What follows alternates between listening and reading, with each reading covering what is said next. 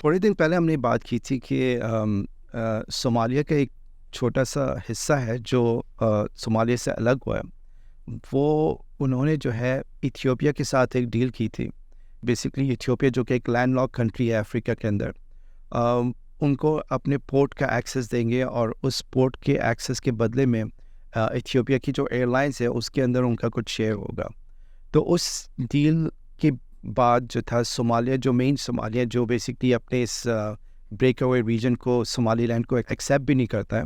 और उसने जो है अपना बेसिकली जो उसके रिमार्क्स थे या जो उसका रिएक्शन था उस बेस पे उन्होंने कहा कि ये जो है ना, इन्होंने बहुत गलत किया और हम जो है अपने टेरिटोरियल इंटेग्रिटी और जो हमारे वाटर्स हैं उनको प्रोटेक्ट करेंगे। और वो उन्होंने दोनों इथियोपिया और सोमालीलैंड से अपने इस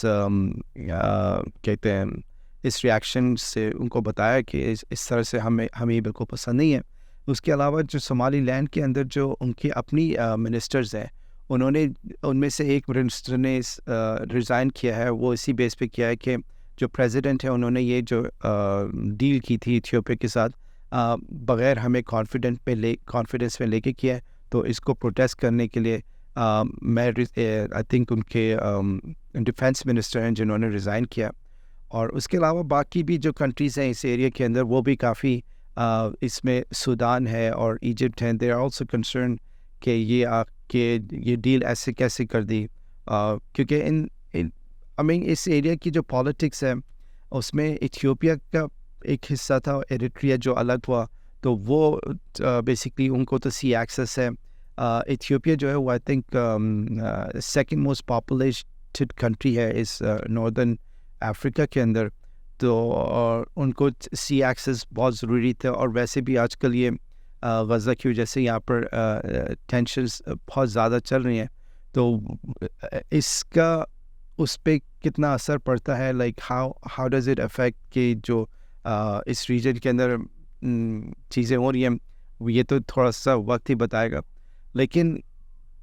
on the side lines global powers के लिए ये एक और चैलेंज पैदा हो गया, और इसी तरह से इसको किस तरह से कौन एक्सप्लॉइट करेगा ये भी हमें थोड़े टाइम पे पता चलेगा कि कौन सी कंट्रीज़ जो थी वो कहाँ पे किसको सपोर्ट कर रही थी। क्योंकि इधर जो सोमालिया है और सोमालीलैंड है, ज़ाहिर है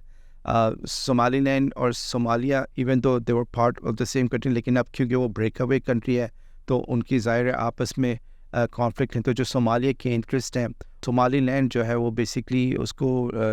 चैलेंज कर सकता है या उसके लिए उन इंटरेस्ट के लिए प्रॉब्लम क्रिएट कर सकता है सोमालिया के लिए।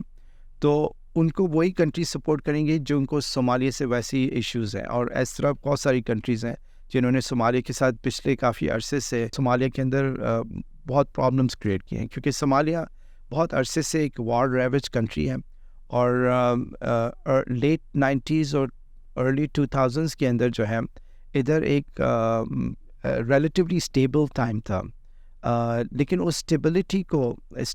को इसलिए ख़त्म किया गया ग्लोबल पावर्स ने किसी न किसी तरह से एक एक्सक्यूज़ बना के, क्योंकि वो जो सिस्टम था वो इस्लामिक बेस्ड सिस्टम चल रहा था,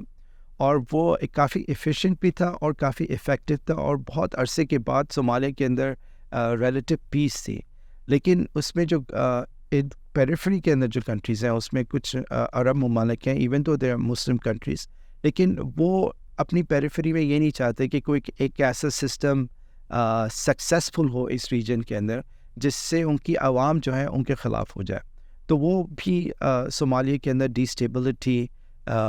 फैलाने के लिए अपने आई मीन रिसोर्सेज इस्तेमाल कर रहे थे। तो अब जाके जो है ये सोमालीलैंड भी जो अलग हुआ है, इसके पीछे थोड़ी सी डिटेल हम इसमें कभी बाद में मौका मिला तो हम बात करेंगे। लेकिन फ़िलहाल जो मैं आपको बताना चाहता कि ये सिलसिला अभी तक हॉट है, और इवेंचुअली यहाँ पर और कोई कॉन्फ्लिक्ट होने के चांसेस है, तो हम जो है इस एरिया को थोड़ा सा अपनी वॉच में रखेंगे इंशाअल्लाह।